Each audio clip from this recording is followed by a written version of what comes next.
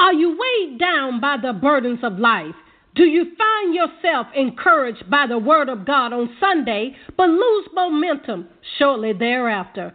Well, welcome to Sunday Soul Service, an hour designed to strengthen, encourage, and motivate you to keep pushing along the journey we call life. This is Dr. Renee Sunday, the platform builder, encouraging you to believe, trust, and walk it out. Welcome to the Sunday Soul Service. I'm Letitia Bates, life coach and founder of At the Will Coaching, driving your life to higher ground. Are you having more downs than ups? Do things seem to work out for others, but not you? Has your vision not yet come to pass? If these are things in your life, you are probably feeling disappointed. Disappointment can feel devastating. But what does it really mean? The prefix dis means absent or without. You feel devastation because you believe you are without your appointment. Recently, I went to Canada. The vision was to sing music with my friends who are musicians. I had 2 connecting flights before I would arrive at my destination.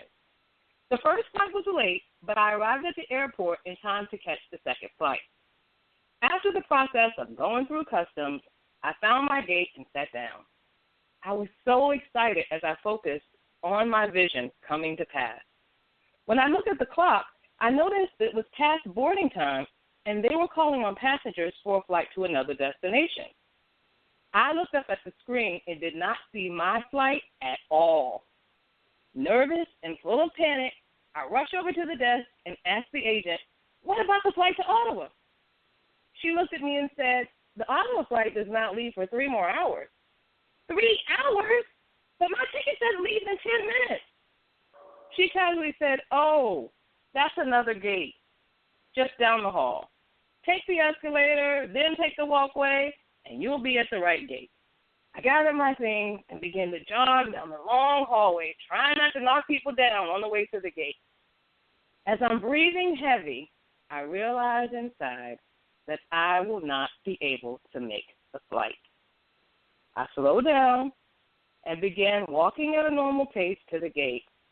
When I arrived and asked about the Ottawa flight, the agent says, "Bates, yeah, we held the flight for you, but it had to leave. I'd be happy to book you on the next flight." My response? I need a minute. I sat down, and with all the emotion flaring inside, I was close to tears. I called my friends to tell them I missed the flight. They assured me that everything was going to be fine and that I simply call them back and let them know what time the next flight would arrive. In the end, it was only an hour delay. I arrived and all was well. We spent no time focusing on the delay. We focused on the vision of the trip only, and I had the time of my life. The scripture that came to mind was Habakkuk 2:3. For the vision is yet for an appointed time, but at the end it will speak, and it will not lie. Though it tarries, wait for it, because it will surely come. It will not tarry. You see, my disappointment came from the idea that I was without my appointment. I was so busy being upset, I could not even respond to the agent's offer to book me on the next flight immediately. Disappointment comes from the idea or belief that you are without your appointment.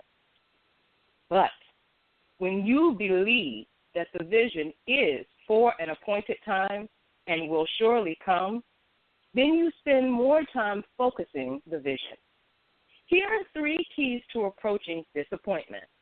Number 1, respond to the disappointment. I had to take a pause for the cause and respond to my disappointment.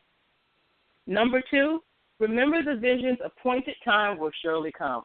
I was going to get to my destination. I just had to focus on it again. And number 3, rehearse the vision. I went right back into the idea that I had in mind of joining my friends and having a good time. And with those 3 things, responding to the disappointment, remembering the vision's appointed time will surely come, and rehearsing the vision, put me in the right frame of mind. To help us dig a little deeper into this conversation, The incredible Dr. Renee Sunday and the joy guru Alicia Brown are here. Let's start with Dr. Sunday. Hello, Dr. Sunday. Please share your thoughts.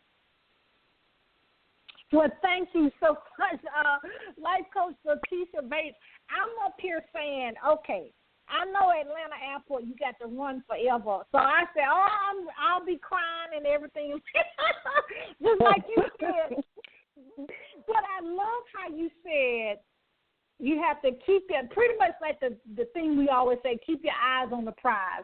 So we have three things we can do, but we got to make sure we pick the right thing.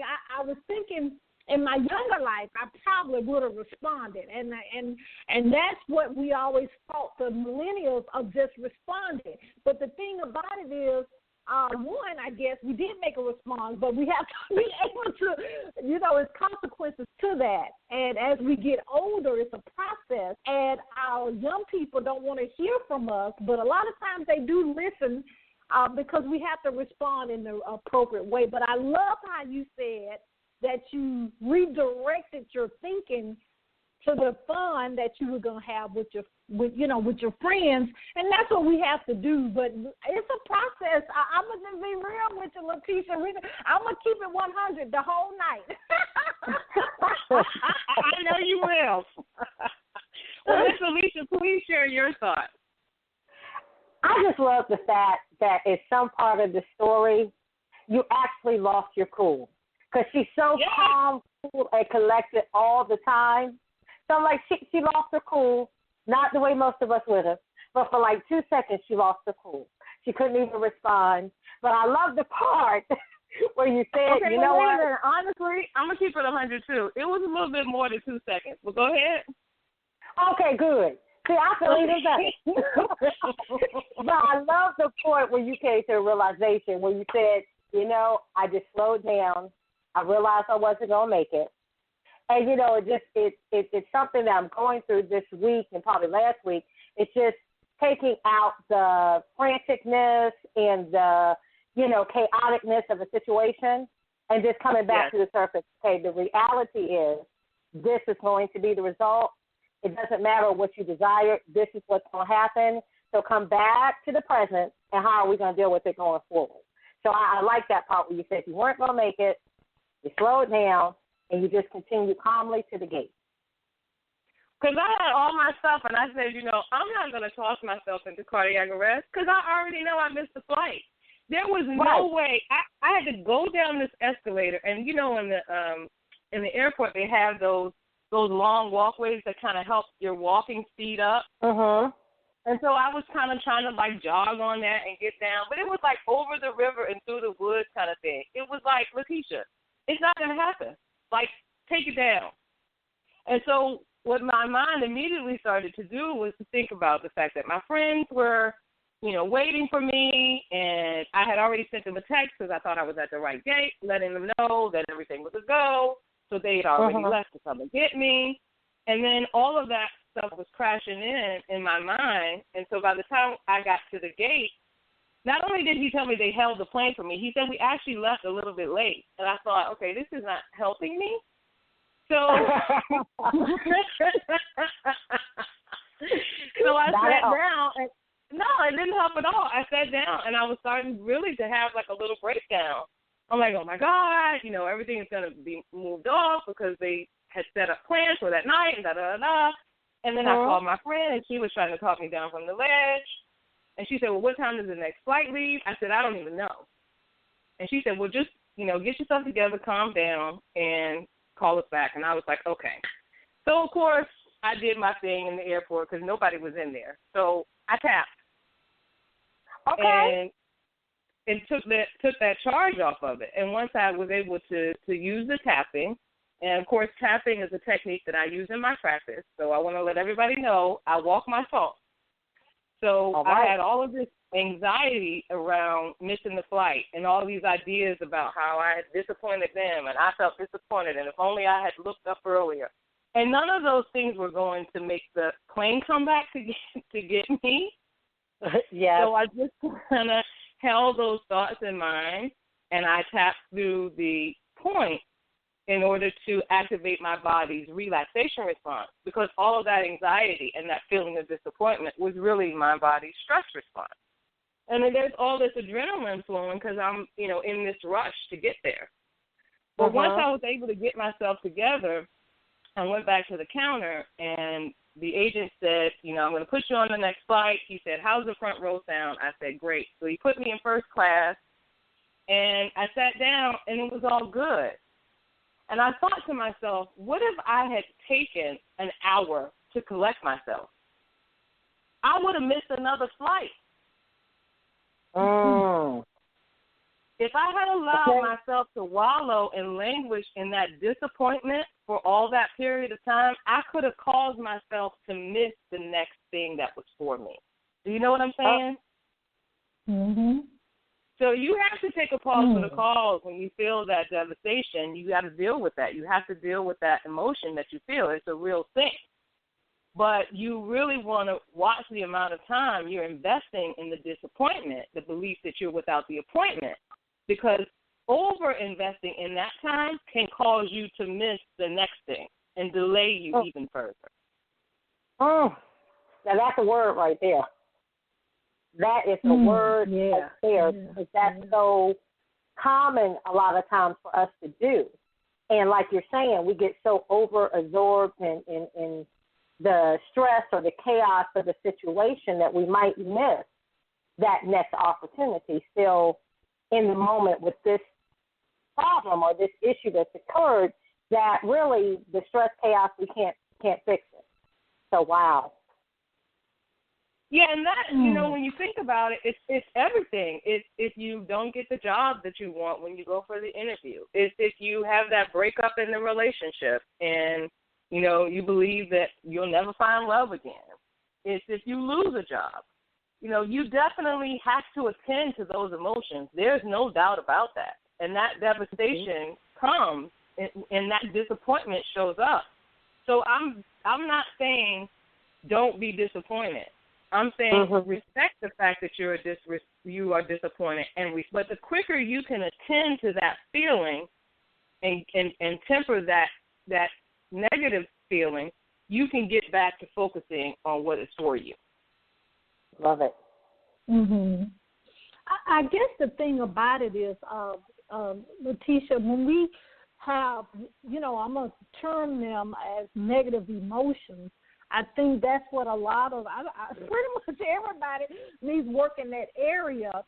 But the thing about what I love, and I'm going to piggyback on Alicia when she said that we did respond, because all of us respond, but we have to learn, and that's when we come to you for the services, we have to learn to catch ourselves before we actually, as the kids say, wreck yourself. But you have to do, something has to come there, because unfortunately we see that on the media all the time when people get really emotional and they get disappointed about, like you said, relationships or getting fired from the job, because nowadays they'll let you work all day and then fire you at the end of the day. And we have to learn, and that's what we need to learn from you is when that happens, which we know is going to happen, how can we catch ourselves before we do something that we actually have consequences, with? Well, yeah, I mean, to Alicia's point about me having my cool all the time, that's just not true. I mean, I'm human just like everybody else. So, but what I do, I'm not trying to stop myself from having human emotions because I'm a human. What I'm interested in is reducing the cycle time, right? So if I feel good, I want that to go on all day long. But if I'm feeling down and distraught and depressed, then I want to know what that's about. I can go into that, feel that feeling, and when I can release the emotional charge on it, then I can put it in full perspective. Now, I can't tell you what would have happened if I made the first plane. It didn't crash. So I don't have to say, I must have been spared for something. That's just not even necessary. What I needed to do is come back to myself and know that the vision that I had held was going to come to pass. In this moment in time, when I was temporarily without my appointment, could not dictate my trip to me unless I let it. Mm-hmm. And then when we actually got together, we didn't spend any time really talking about it. Good. Because then you give more energy to what you don't want. So we just cleaned the slate. We went to eat somewhere close to the airport because it was late. Then we went back, we hung out, and we plotted the course for the rest of the weekend, and it was fantastic. That's because I made a choice to respond to my feelings. So I didn't try to ignore them and pretend like it wasn't there. I didn't try to push it down and push through, which sometimes you have to do.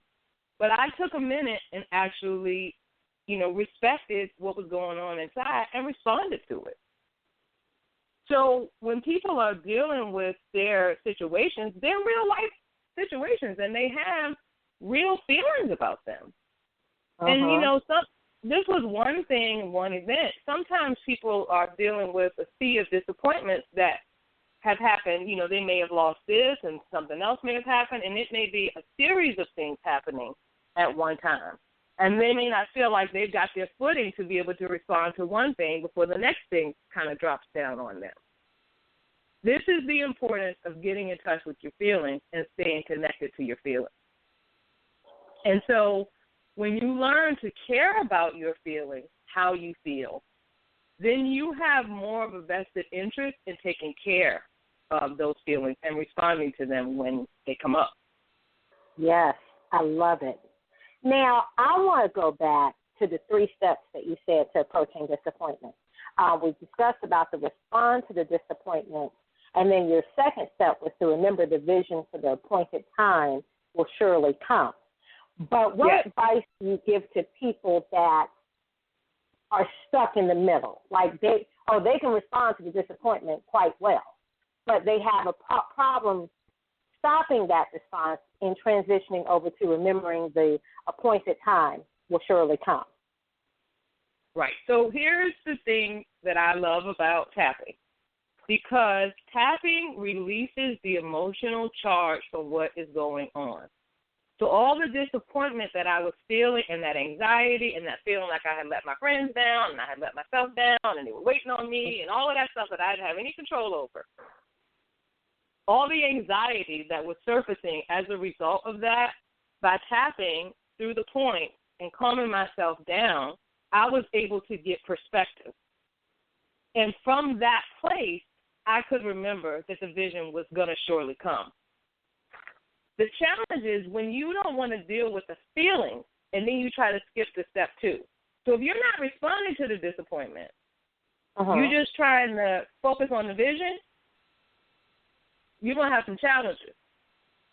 So you have got to clear out what's going on. Can I jump in and ask a question, Letitia, because please. I'm going to keep it 100.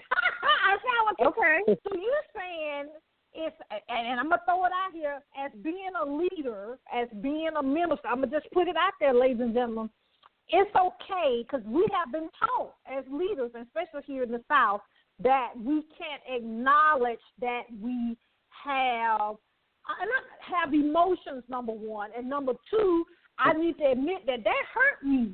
Talk about that, because I think we as a people, and especially leaders, I'm going to just go and say it, to be honest, we don't say, I don't feel good, or that hurt my feelings what so-and-so did. Right. And so the reason that we don't want to do that is for the reason you said. It doesn't feel good. So here I am. Now, to think that the whole world had come to a crashing halt because I missed that flight, that's irrational. We all can agree to that, right? But I still felt it. I still felt like I had ruined everybody's day. So I still had to deal with the feelings, even though they weren't comfortable. I still had to acknowledge that the feelings were there. So when something goes on, you're in leadership, and here's what I will say. Whether you're in leadership or whether you're in relationship or whatever the deal is, you have to consider your own feelings. You Yes. have to be willing to acknowledge that you got hurt. You have to be willing to acknowledge that this pained you.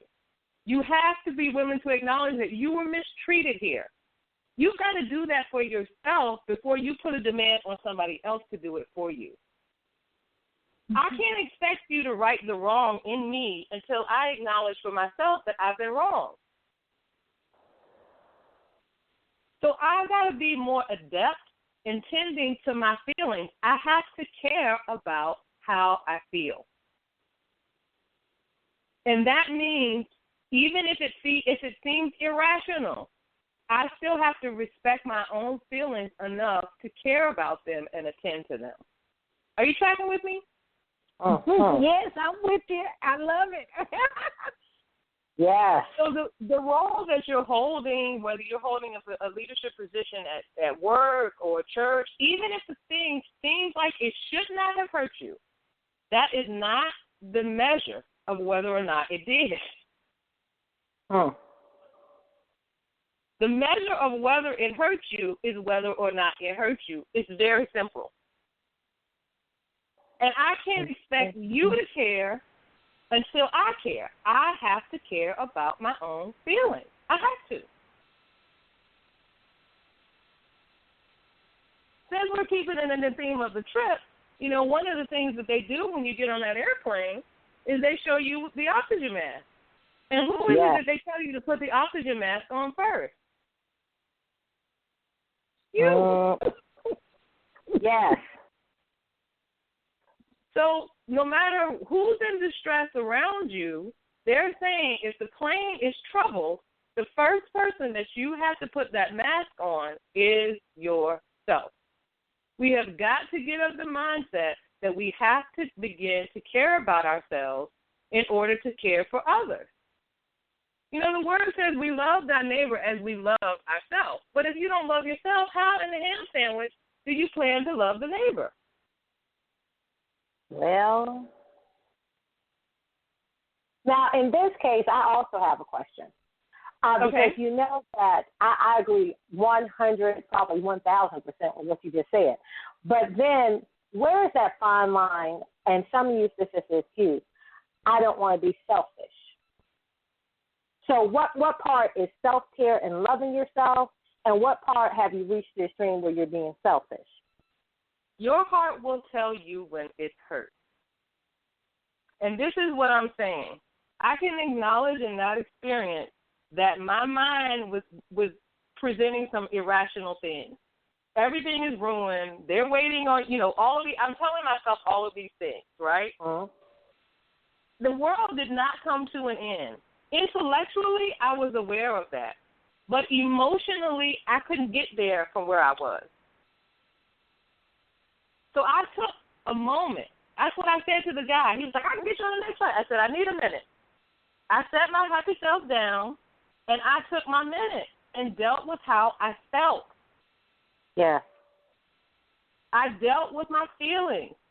And even when I called my friend and she was saying, oh, it's okay, we'll be here, I'm still in my feelings. And I got off the phone with her, and I said, this is what I need to do. I need to take care of how I feel. Once I take care of how I feel, then I can shift and start and restart the plan. But trying to crawl over that step of responding to it and getting on to the next thing doesn't heal the hurt. Yes. And that's really the bigger issue. Because if I don't heal that feeling of being disappointed, and I just step over and go to the next step, there's a part of me that's believing that I'm going to be disappointed, which is going to cause more disappointment to come to me. It is very important that we heal those hurts, big or small. And that is why I love the tapping, because it's such an effective tool. And, if the airport was full, I could have gone in the bathroom and done it. But it's a great, effective tool to activate your body's relaxation response and get that emotional charge down to a place where you can shift into some perspective. It is just very challenging to do when you've got a lot of emotional stuff going on. So I think we with the show are familiar with the tapping. But I would love for you, for those that might be new listeners tonight, to just give them an example of what this tapping is that you're talking about. Oh, sure. So tapping it has its roots in ancient medicine. And basically you are tapping on acupressure points that activate your body's relaxation response. And the points are pretty simple. You can go to atthewillcoaching.com and look at the Faster EFT tab, and it'll show you a video on how to use the tapping as well as give you a sheet on where the tapping points are. But that space right between your eyebrows, that's the first tapping point. So you just take 2 fingers and just tap like 3 or 4 times. And then there's that space right at the edge of your eye, on the side of your eye. You go to tap on that space. And then that hollow space right underneath your eye, you tap on that space. And then right at your collarbone, just where your necklace would fall, you tap there. And then the last one is grab your wrist. And it's very simple. You're feeling that disappointment, that anxiety. You've got all those thoughts in your head. And while all that energy is kind of flowing, you just feel whatever it is, and you tap between your eyes and say, I let this go. I release and let this go. And then you go to the side of the eye, I release and let this go. It's safe to let this go.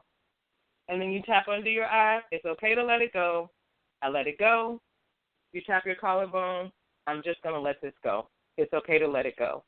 Then you grab your wrist, you take a deep breath in, you blow it out, and you say peace. You speak peace. And that first round, you'll start to feel your body calming down. And if it's not all the way to full relaxation, you just go through the rounds again and just say the same thing. I let this go. And for me, it was the trip. This feeling like I've blown the trip, I let it go. Everything's going to be okay. I let it go under my eye. I just release and let this tension and this anxiety go. I'm tapping my collarbone. It's okay to let it go. Everything's going to be just fine. I let it go. Then I grab my wrist. I take the deep breath in, blow it out, speak peace, and I keep doing that until my body is at full relaxation. That is how I respond when I'm in heavy emotional overcharge. And again, this is a pretty simple situation, right? Because like the world wasn't coming to an end. It was really just a missed flight. But this tool is so powerful and so effective, it can be used to deal with everything from serious traumatic experiences to something as simple as missing a flight. And any type of disappointment, you know, we talk about if somebody loses their job or somebody doesn't get a promotion or if somebody's in, you know, a relationship. What's really happening in that disappointment, we are still believing in that time, in that moment, that we are without our appointment. That is what's causing the feeling, this belief that I am without my appointment. That is disappointment. And it's that space that causes that emotional anxiety. But when you can use the tapping and release that emotional charge, you can breathe and say, okay, you know what? It's impossible for me to be without my appointment because the word tells me that my vision is for an appointed time and it will surely come. Oh. So whatever this is, I got another plane. I just got to get myself back up to the counter and go ask the person, when is my next flight? Well. But again, what I really thought about is if I had fallen into complete disarray there and spent an hour crying about it, I would have missed the next plane. That's the important thing. Step 2, remembering the vision, and step 3, rehearsing the vision. Those are fine. But I really want to spend the time letting people know you really, really, really want to take the time to respond to your feelings, to respond to your disappointment, to respond to your broken heart. Even if somebody is telling you it shouldn't matter. If you step on my foot and say you're sorry, but it's still hurting me an hour later, and I say something about it, and you say, well, I said I'm sorry, that hasn't stopped my foot from hurting. All right. But what can you do at that point? You can't do anything for my foot at that point. It's up to me now to do what I need to do to heal my foot. You understand what I'm saying? Mhm. So when someone does something to aggrieve you, to hurt you, to disappoint you, even when they give you an apology, even if they give you an apology, that still doesn't immediately cure the feeling. Amen. And that's not their job. That's your job. Amen. Now, I want to point out some things. Hopefully, everybody caught that, because and we say this in church all the time. and Letitia, you bring it out so wonderfully. The thing is, we, meaning point at yourself. My mom would always say, when you point at somebody else, all the rest of your fingers and thumb is pointing back to you. We need to take responsibility of the way we feel. And so I'm glad you pointed that out. But you made a great analogy when we finished talking about the airplane experience at the airport. We need to actually put this to the things that we really was waiting on. Like you said, somebody wanted a promotion. Someone was, let's be real. You wanted someone to propose, and that didn't happen. Yes. Or, something that you thought was going to push you forward in your purpose and destiny. So I like that you said that, because you know how we do as people. We say, Life Coach Letitia Bates was talking about her experience at the airport, but I'm talking about me wanting to get a raise so I can provide more for my family. I'm talking about actually getting a promotion so I can actually not work my 9 to 5. I can work, really become a business owner. So I'm glad that you pointed that out, that the tapping works no matter how we view that it's the perspective of the thing severe or minor in our eyesight. Yes, because it's the feeling. The reason that you feel that devastation is because you feel the absence of your appointment. Whatever the appointment is, it's that feeling that you are without it. But when you know that you know that you know that it can't not come, that it has to come, that it's been decreed to come, when you tap into that, you can't languish in the disappointment, because you know that you are not without your appointment. But it's that absent feeling, that disappointment, that moment in time where you are feeling separated from your appointment. Does that make sense? Uh-huh. Because you think it's going to go this way. You think, I'm going to get this promotion, I'm going to be able to do this, I'm going to be able to do this, I'm going to be able to do this. You think that's how you're going to get to your appointment. Great. So you cross all the T's, you dot all the I's, you go in, they say, no, we're not going to give you the appointment. So now, in your mind, you can't get to your appointment because the way you had it laid out is not going to happen. That does not mean that the appointment is not etched in stone. That does not mean that the vision has changed. That just means that the way you had it laid out in your mind to happen has to shift. Come on now. That's why it's important to know already in the beginning, if I have this vision of a better life for my family, it must come to pass. It cannot not come. So I thought it was going to come this way. Okay, it didn't come that way. But the vision itself will surely come.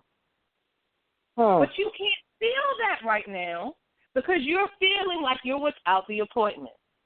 So what I'm saying is go to the feeling that tells you that you are without the appointment and deal with that emotion. And once you have dealt with that emotion and leveled that off, you get back into the clarity. You've responded.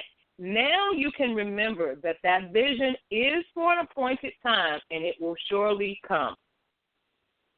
And you can tell yourself that. You can affirm that in your life and over yourself every single day. And as you do that, then you go to step 3, and you start rehearsing the vision. You start seeing your family going on vacation, even though you didn't get the promotion. You dare to envision it anyway. Because that promotion is not the only way to get you promoted. Yeah. If you remember back at the beginning of my story, okay, if you remember all the way back at the beginning of the story, the gate that I was at, she told me that there was a plane that was going to be leaving in 3 hours. So even if I had gotten to that gate and missed the flight, which I did, sat there and cried for 2 hours and missed the next flight, I still had another chance to get to where I was going. Do you understand what I'm saying? Yeah. There was never a scenario where I wasn't going to get to my vision.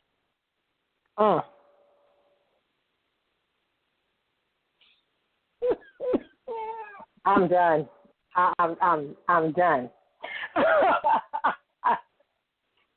Wow. You know, I mean, in that it's scenario, because you saying, and of course, let's keep this and doing stuff legal. But the things that we think that we make a mistake with, honest mistake, and things that people do, because some people's motives not right. Let's just be real. They do things against us, and it, we think it's setting us back. But I just love it, Letitia, what you said. She said, you just got to get your appointed time. That doesn't mean it's not going to happen. And actually, I'm a living witness, and I know many of the listening audience and Letitia and Alicia as well. It actually always comes better than what we had thought about it anyway. Yeah. Absolutely. And this is what I'm saying. It's only in languishing in the belief that you are without it. That's what causes the hurt. Is the absence of it. But when you can deal with that emotional charge and you can reconnect to it, then you stand in the presence of it even before it fully manifests. Because now you're rehearsing the presence of the vision. So what happened to me just tonight, I'm supposed to be on the call. 10 minutes before I'm supposed to be on the call, my power goes out. Because it's raining in torrential downpours, and so there's water beating on the windows. So I'm like, well, which room am I going to be in? Then I don't have any light. I can't see. So I have to come downstairs and open up the curtain in order to let the light come in so I could see. I didn't have time to get caught up in the thing. I still had to take a minute. I just sat here. I did a little tapping, took me a deep breath, and made the call. Okay. So my vision of how this was going to go did not include me sitting in the actual seat I'm sitting in. I thought I was going to be in another room. Do you understand what I'm saying? But it's still happening.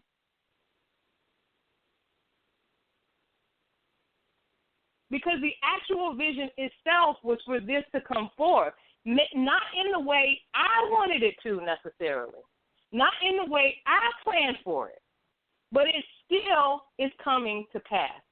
Do you understand what I'm saying? Right. And that is when you buy into the belief that the vision will surely come. Then even if it does not come in the way or the time or the shape that you think it should, that's not the point. The point is that it will surely come to pass.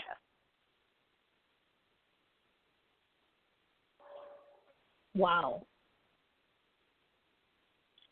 But let's talk about this, Letitia. When we actually come and have services with you, the tapping, when we first start doing the tapping, do we get the same results if someone has been doing it, for several times? Because some people always want to, we are people, we want results kind of quick.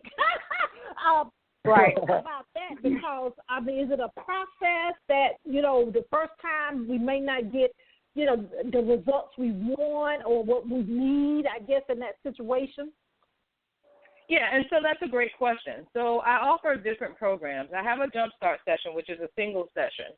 And then I have three sessions. I offer 6 sessions, and I offer 12 sessions. And it really depends on what's going on and what you're trying to move through. So let's say, for example, someone has, maybe they had a traumatic experience. Maybe they were bit by a dog, right? And it was really traumatic for them. If that something is still bothering them, like a nightmare, or they were robbed, or some single incident experience has happened, we can address that single incident in one session.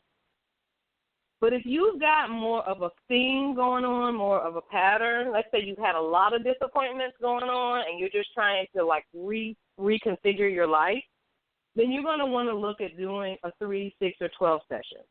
When we get into 6 and 12 sessions, we start to actually, once we're clearing the emotional charge, we start doing the goal setting and setting you up for the success that you want. So it really depends on what it is that you're looking to do. In my experience, the people who are really saying, you know what, I'm ready to make some major changes in my life, and I've got all this stuff. I got stuff from childhood. I got stuff from, teenage years. I got stuff from my 20s. I got stuff that has happened to me that's really, holding me back. Then those are the people who I would recommend a 6 to 12 session program.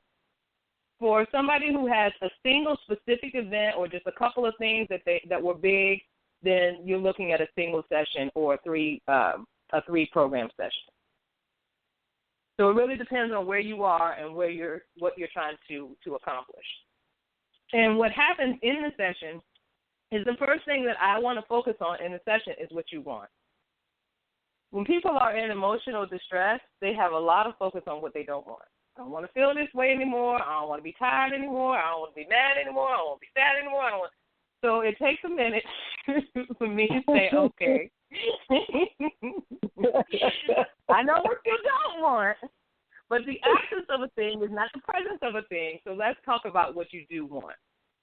And then we figure out, all right, this is the goal for the session. Then we talk about the obstacles that are stopping them from moving to that next level or getting past that nightmare or getting past that event. And then we use the tapping to deal with the emotions that have come up and surfaced as a result of that.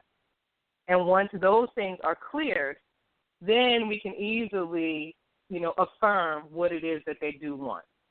And like I said, in the 6 to 12 program, then we actually start building goals.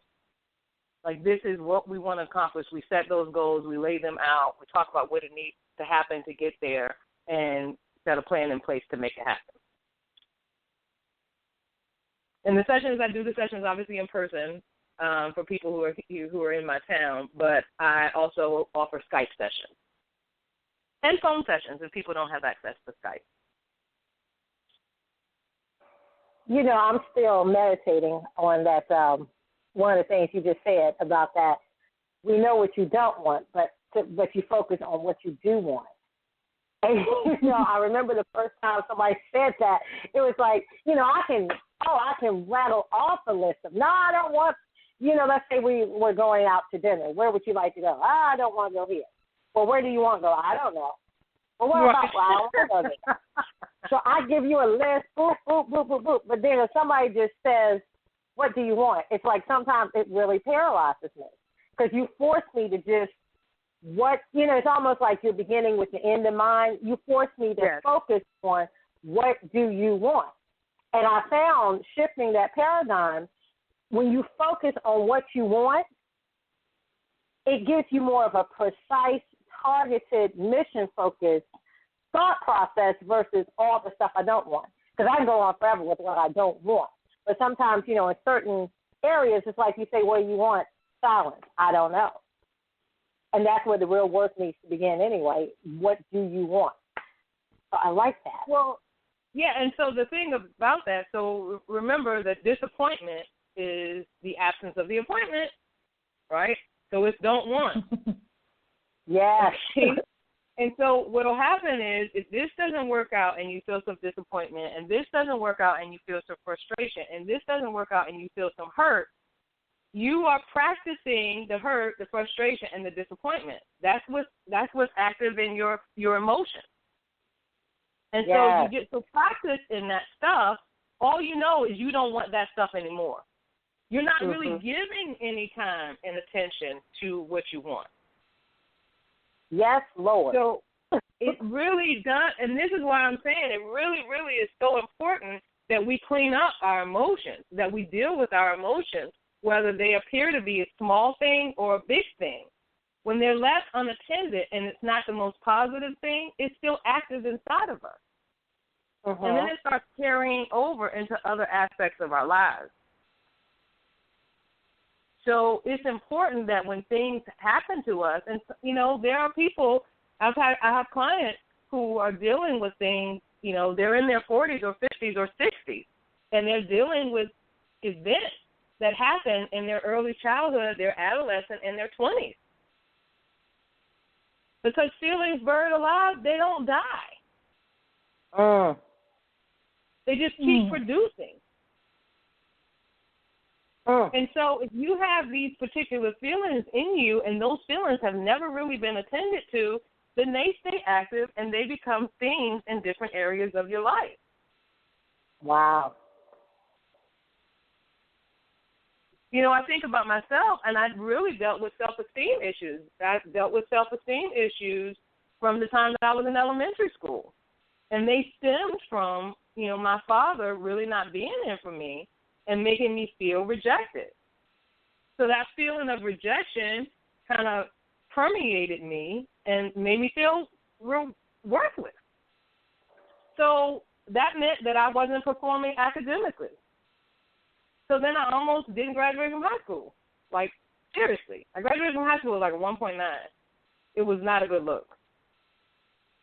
And so then the esteem carried over, and I didn't go to college, and this is all coming from this issue of feeling rejected and abandoned. But it was showing up in all these areas of my life because it wasn't dealt with. And it really wasn't until I got into my late 30s where I really got serious about my emotional health, and I started going back and dealing with some of these things and, you know, really healing those hurts in my heart, that I was able to gain a different perspective about not just my life, but my father. Because the reality is that my father had been hurt his life. And so, you know, the adage that hurting people hurt people. All he did was he just gave me what he had. And since his father left him, and then his mother got married, and then that father left and never came back, he was without a father. So that's what he knew to do, is go away. That's not good. That's not bad. There's no judgment or condemnation on it. He just gave me what he had.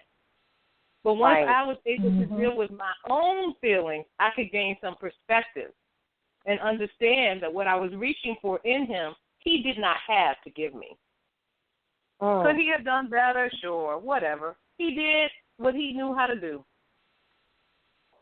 And so when we don't deal with our feelings, when we don't fix the feelings that are inside of us, we're hurting other people too. It's not just us we're not just aching on the inside.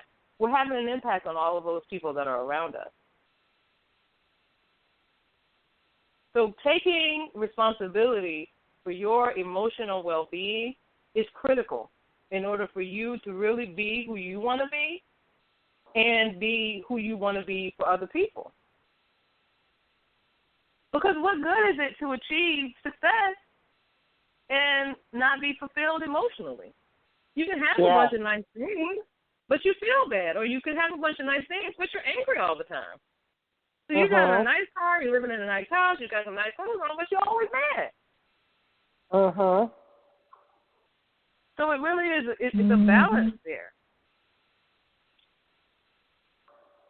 Go ahead now. Yeah, I'm glad you said that, because I had to come. One day it just came to me as a epiphany, if you want to call it that. But my inner peace, and I said, because I grew up in poverty, and a lot of people can attest to that. And I said, you know what?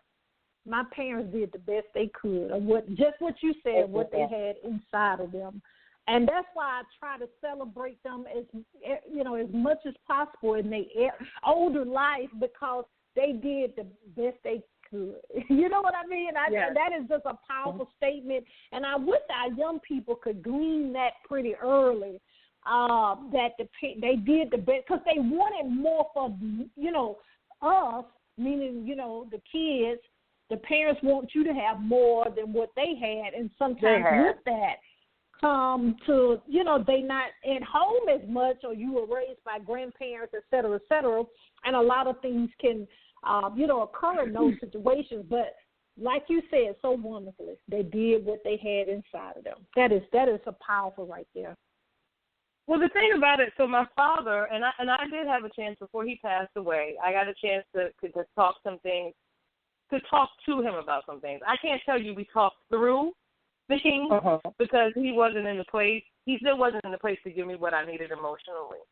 But in his mind, his self-image was so low, he actually thought my life was better off without him. That's where he was with it. Because he knew my mother was there, and he knew that my grandmother was there, and we had, aunts and uncles and people to love and take care of us. He thought my life was better without him.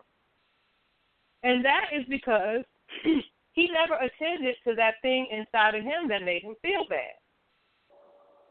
So when you talk about where is the line, the question earlier was where is the line of selfishness when you're being selfish? When you're not taking care of yourself, you are affecting everybody who comes in contact with you. Mm-hmm. That is true. And I couldn't gain perspective on my father doing the best he could because I was too busy aching over the absence of him. You understand what I'm saying? So I had to tend to my emotional self first in order to even gain perspective to be able to hear him and really understand that he really didn't have it. He didn't have it. It's not about right or wrong or him rising up and, being a man or whatever. That's all. These are nice platitudes. He did not have it. And I think that is just so powerful in what you're saying. Because as a childhood abuse survivor, that is such, and I think Dr. Renee Sunday was saying it with her particular situation, that is such a powerful moment in your life when you realize it's not about the blame game. They simply did not have it to give. They didn't. And, we look at other areas of our life, it's the same way. Sometimes we have expectations on people, unrealistic or realistic. But the bottom line is they simply don't have it to give us what we want. And how can I make peace going forward or, make peace with that reality? And, and that's the beautiful thing about the time and the day that we live in now, because we have resources. That is why I'm so drawn to this work. It's why I'm so passionate about it, because I actually have tools that I can help people deal with their emotional selves and be better parents, better wives, better husbands, better friends, better coworkers, better employees, better employers. Because I can help them move through that painful stuff that's inside of them that never really got addressed so that they can heal those hurts and shift into who they're meant to be. And I'm telling you, we're not meant to come here and suffer for the balance of our days and go home and die. That's not the goal. But things do happen. Serious things happen. Sexual abuse happens. Domestic violence happens. Emotional abuse happens. These things happen, and they happen to us. Some of it is early, some of it's in our midlife, some of it's in our latter life. And we have to care enough about how we feel to attend to those emotional issues so that we can be better for ourselves and better for the people that we love. I love it. I love it. I love it that, because, in the South, again, we say whatever happened in the house, stayed in the house, that kind of thing. But I love it that that Letitia's in the practice that you help your clients, that we can actually enjoy life when we get all of this stuff, and that stuff can be whatever. We get that out the way, and it doesn't, pretty much be an elephant on our chest. So we say, I just so elated that we do have the tools that you offer, that we actually can not be that person in the car honking all the time, always angry, because some people always look angry. So we oh, that's amazing. I love it. And so whether my father would have taken advantage of a resource like this or not, I don't know.